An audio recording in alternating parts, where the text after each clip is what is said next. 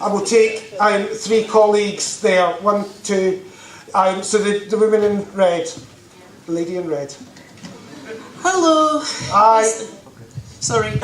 Is that a bit better? Yeah. Not deafening everybody. No. I'm Lisa Malcolm, delegate from Bournemouth West. What was your name?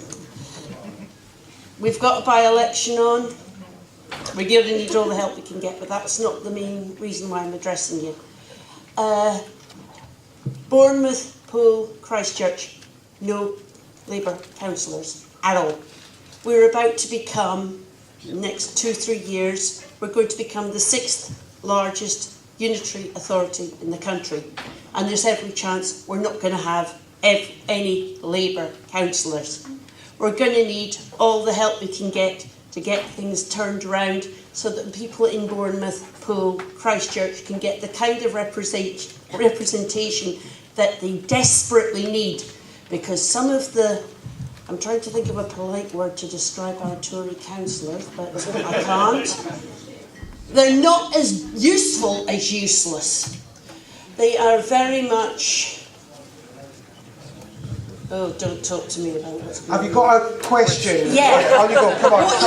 What are you going to do to help us get some Labour councillors and some Labour MPs where we are in the blooming, well, southeastern corner of Dorset? Excellent. Okay, so there is a gentleman there. It's fine.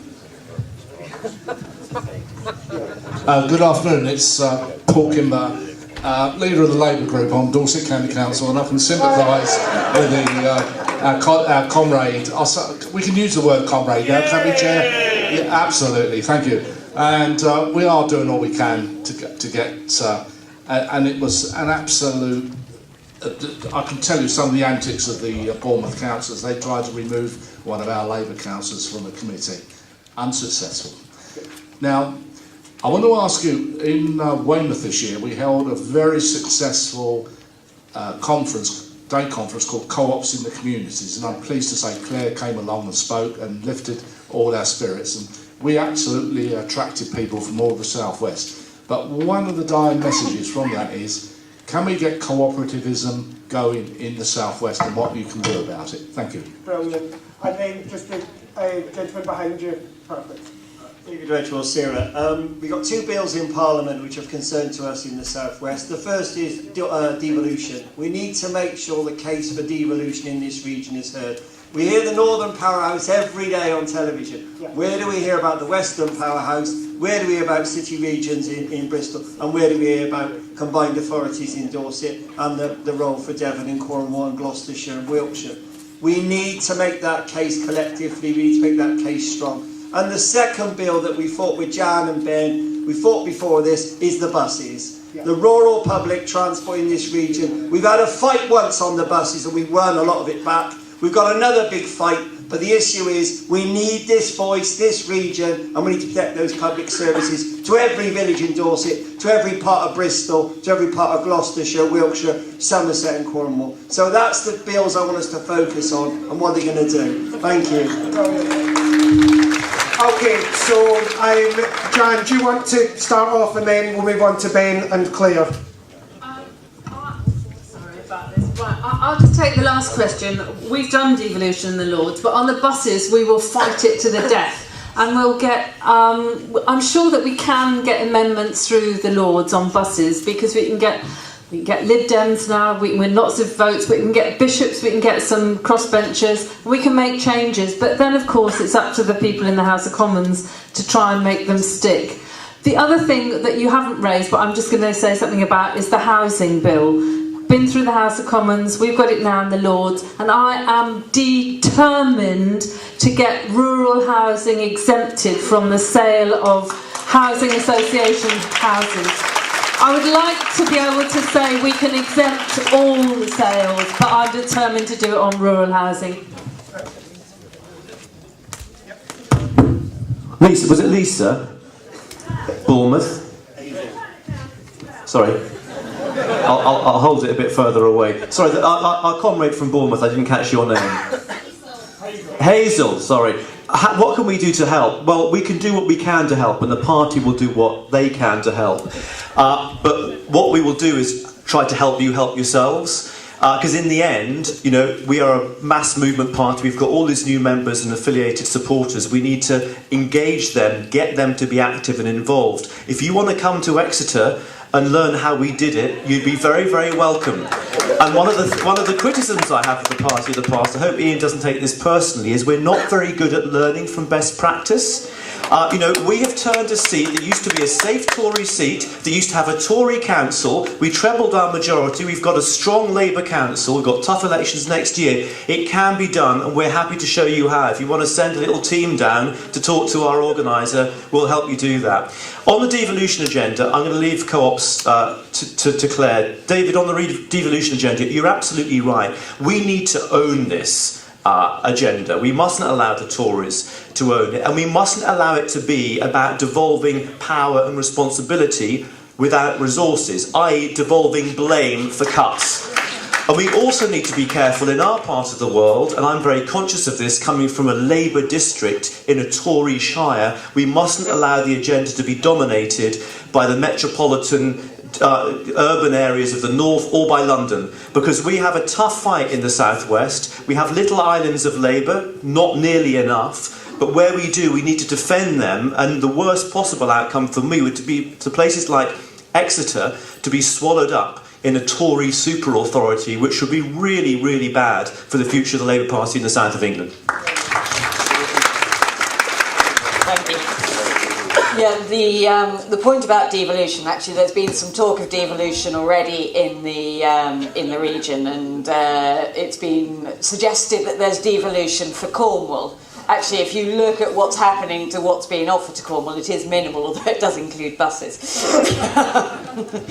But devolution also links into the point about cooperatives as well, because actually cooperatives need to be part of that devolution.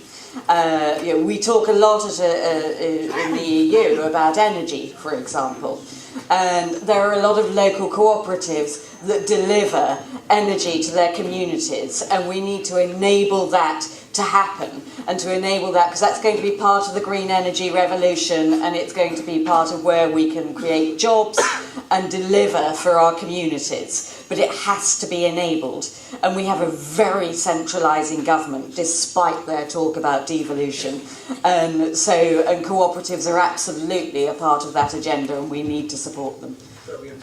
Okay, can we see some more colleagues? The lady there in the middle, and then the lady in front, the woman in front with the red flag.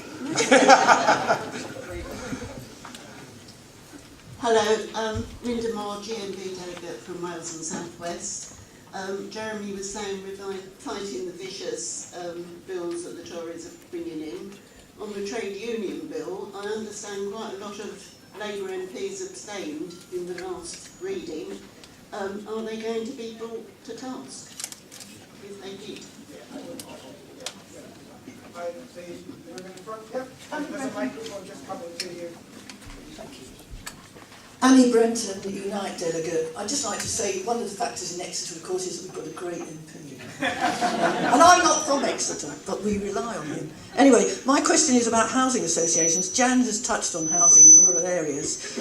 What is Labour going to do to improve democracy, as Jeremy wants more democracy in public services, in housing associations? Our public housing stock in Torridge has been taken over by housing associations. They've conglomerated into bigger and bigger. It's now called Westwood. And the democracy for local people has just disappeared entirely. They are now treated like a private fiefdom, and the only Labour councillor on Torridge District Council, who I'm sitting next to, is unable to become a member of the housing association on their board. They are blocking anybody who shows any signs of wanting the people who live in those houses to have some say, to be involved in any kind of power within those associations. They are going from bad to worse, and they are a real scandal in our community today. Sorry, when the most needy in our community live in these associations. Yeah, brilliant. And then one more question, the gentleman in black there, round this side.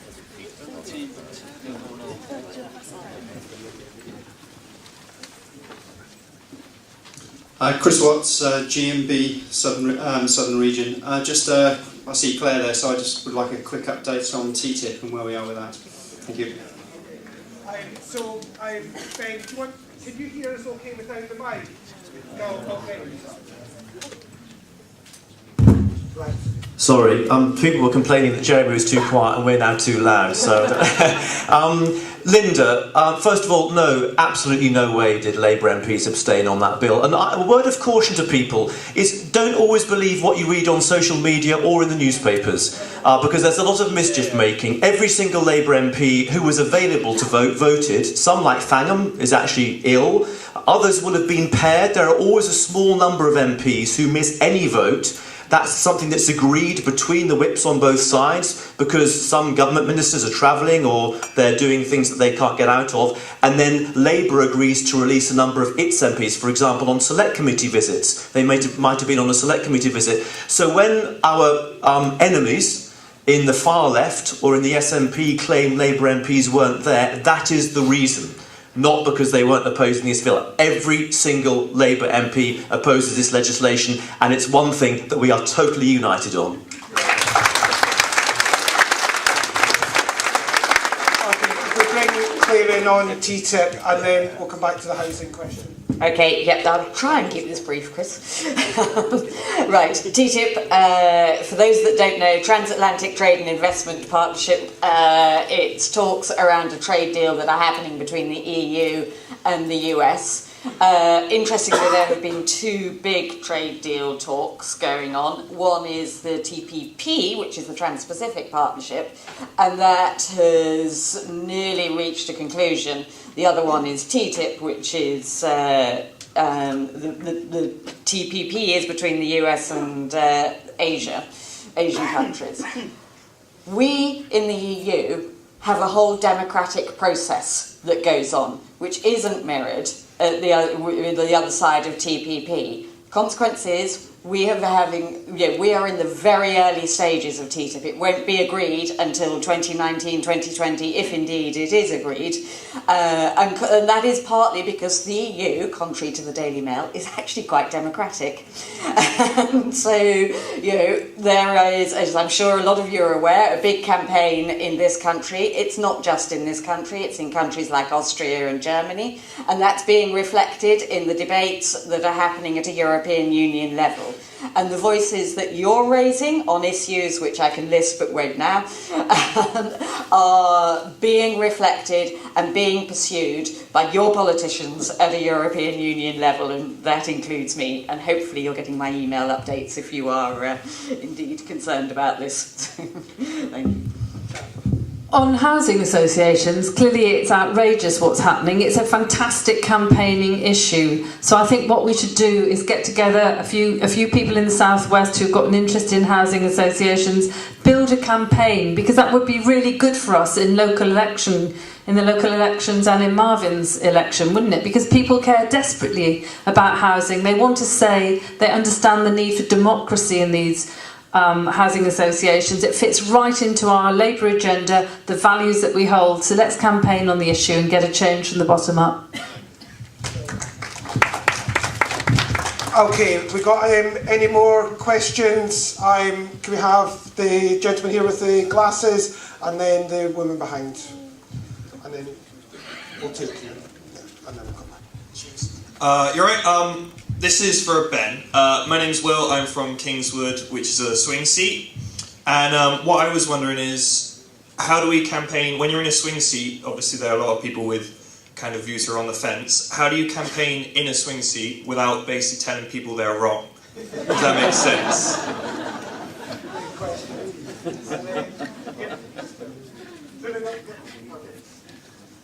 Charlotte Patterson, I'm a new member in Bristol West. I'd like to hear more about the NHS. It's one of the key issues for everyone to have free, excellent healthcare, and our NHS has been dismantled day by day, privatised. I'd like to, in particular, ask what the Labour Party is doing to support the NHS reinstatement bill, which is coming back to the Commons in March and needs to go through to the Queen's speech. The NHS reinstatement bill takes away a lot of the attack that's been on the NHS and brings it back as a public proper service is what it was originally meant to be. So what are we going to do about it?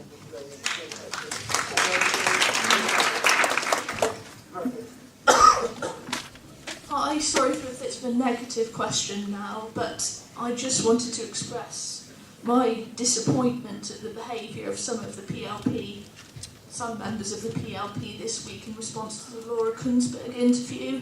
We had sort of destructive and misleading tweets and interviews and internal rancour that was then briefed in minute detail to the press, which made any difficulties arising out of that much, much worse. My question is, how do MPs be better at getting the most out of the leadership and dealing with any bumps in the road in a constructive way? What was Makes your name? things better, not worse. What was your name? As Colwyn Yates delegate. I missed your name, sorry. Anna. Brilliant. Ben, do you want to kick off and then we can take it round from there? Will, first of all, well, I'm sure you know very well the adage, the voters are never wrong. So we never tell the voters that they're wrong. And in fact, one of the criticisms I sometimes have of us as a party is we do tend to treat people who don't vote Labour as if there's something wrong with them. And that's something we've never done in Exeter. If we want people to vote for us who don't already vote Labour, well, we can't treat them like that. And one of the things that we do is, when we're out canvassing, we don't just say to people, are you Labour? All of our canvassers ask them if they have any issues or concerns that we can help with. So we're offering them a service. We don't even talk about the Labour Party to start with. Once you engage them and they know you're there to help them and sort out their problems, we then get into a conversation about Labour and politics. And that's how you draw people in, and that's how you get their trust, even people who are not necessarily Labour voters or committed Labour voters. Because, I mean, the premise of your question is absolutely right. 4 out of the 5 voters we have to win back to have any chance of a majority the next election voted Conservative on May the 7th. We need to talk to those people, listen to those people. And the most important thing we can all do is not sit at home bashing each other on Twitter, but get out on the doorstep and talk to the voters and listen to the voters.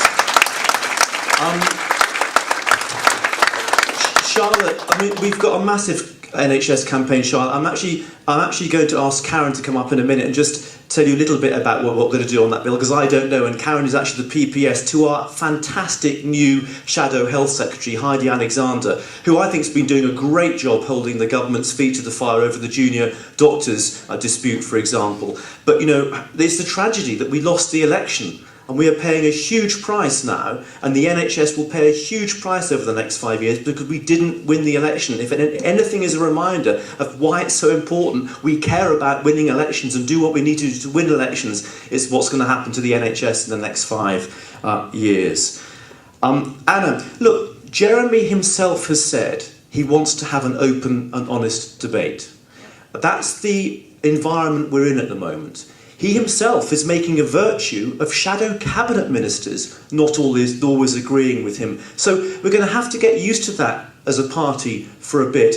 But what's so important is that we do it in a civilised and respectful way, without this kind of abuse that we've seen directed against people like Chuka Umunni yesterday. Absolutely outrageous racist abuse by a Labour Party member against a senior Labour politician. Or Jess Phillips, who's received death threats, rape threats. She's had to call in the police. So look, we're not always going to agree on everything. And Jeremy himself has said that he got the whole thing about using lethal violence wrong. He had to come out the next day and clarify it. So don't get too worked up about it, but just let's keep it civilised. We're not always going to agree. And actually, it's important at the moment as a party. We are seen to be having a mature and open debate. If we were all some sort of automatons, always saying rah, rah, rah, isn't it all marvellous? People wouldn't have any confidence in us. They wouldn't believe us because they would know it's not true. So what is important is we have an open debate, we disagree respectfully with each other, we don't resort to abuse, as Jeremy said quite clearly in his speech, which I thought was a very welcome, clear condemnation of abuse. And if any of you is receiving any abuse online or elsewhere, please report it to Ian, because Ian has issued an open invitation to all party members and MPs who are getting this abuse to report it to him, and he will take action. That's what we do in a democratic party.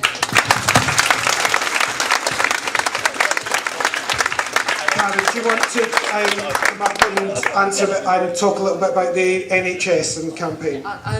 If I just answer that question about the reinstatement bill, I think what the bill is, for people who don't know, it's a, and I'm learning this, it's a private member's bill that has got, I think, timetable towards the end of March. So one of the major issues was that would it have any time to be discussed and debated? That's the way the whole system works. But on the principle, I think what it tries to address is the issue, which is a very one close to my heart, which I think is the most important issue going through the NHS, is about accountability. It's about accountability to us as people and patients for the decisions that are being made, because there is none. And as many of you know, I worked in Bristol Clinical Commissioning Group, I'd worked at the Primary Care Trust before that, and it is really quite scandalous how power has been taken away from us as patients and people through the reorganisation, and that's what the bill seeks to address. I think it's got an awful lot in it. My own concern is about a reorganisation, which is something that we don't really want, so the team will look at that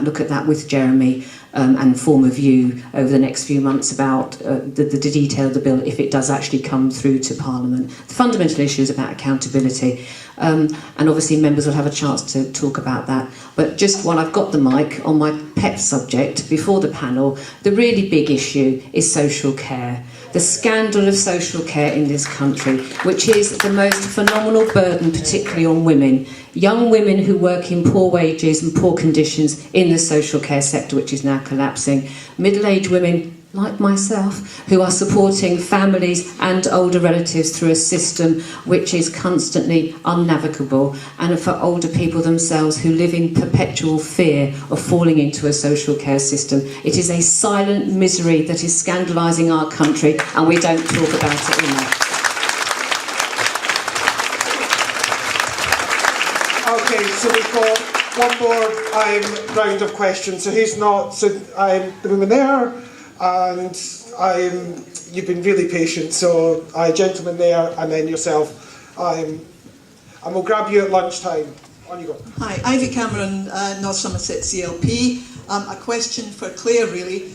Congratulations, Jan, on the 16 to 17-year-old issue. Sorry, keep it away. My question is about voter registration. We're working with schools and colleges in our constituency to get youngsters to register. But it reminds me of the civil rights issue in the USA in terms of black and ethnic minority people. Is it possible for the Labour Party to request legal opinion from leading barristers in this area? Because I think it's a human rights issue. Could it be challenged in Europe, in the court, because it is a very fundamental attack on civil liberties? That's my question. Okay, so we've got a mic for... Yep, on you go, James. It's me. Hi, I'm Darren Winter. I'm chair of Plymouth Moorview CLP. I've also just come out of the Navy after 17 years and currently work in Devonport Royal Dockyards, which contributes directly to 12% of Plymouth's economy, directly and indirectly a lot more. It's a good source of highly skilled, working class, highly paid, unionised jobs. Whilst I and many others in here share the same stance with many in the leadership, with Andy Trident, however, how can we, as a local party in Plymouth, combat the perception that we are an immediate threat to highly skilled working class jobs in Plymouth? Great question. Hello, Terry Bannon, Newton Abbott, CLP. Question about railways. In Newton Abbott CLP, of course, we've got Dawlish and Tidmouth, but the chair of Dawlish is here. I'll introduce you to her later. And it seems to have gone onto the back burner what's going on about that railway.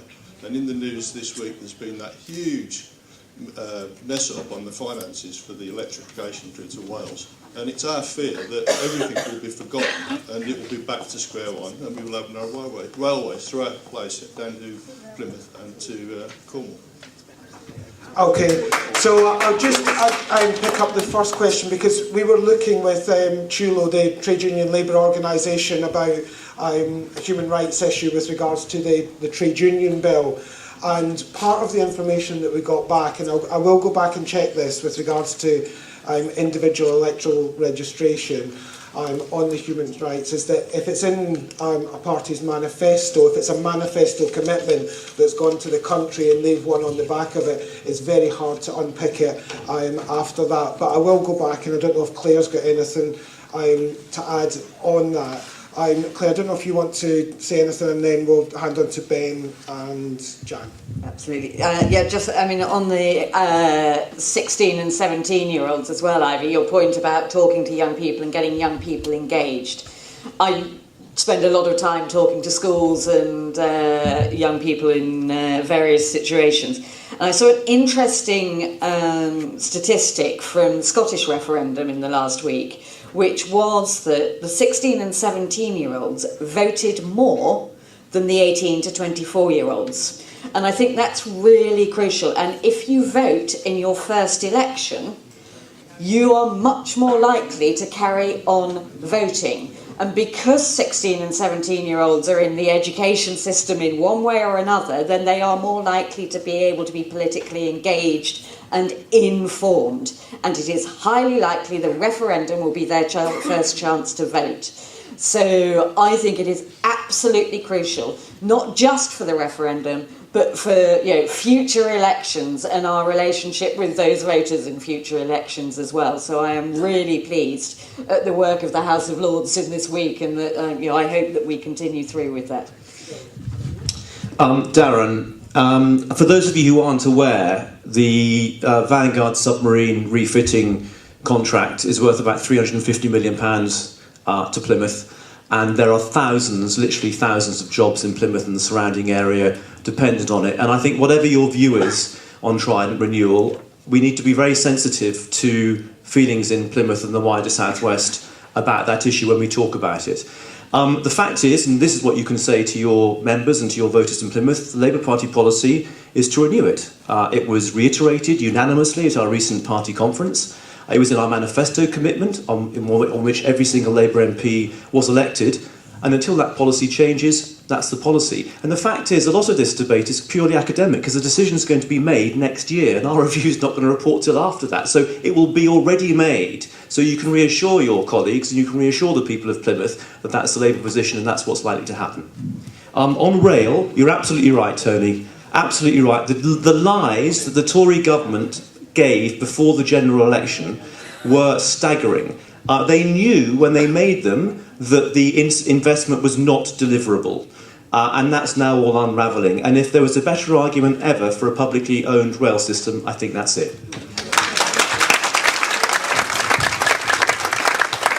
Sorry, can I just say on the rail issue, it's the Tory government that have let down people in the southwest. They now have so many Tory MPs in the southwest. So I think it's something that we should work cross-party on, quite frankly, in the southwest, because they are going to have the stronger voices to lobby government. So we need to work with them to say, your government is letting our people down. What are you going to do about it? Can we work together with you to bring about the changes necessary?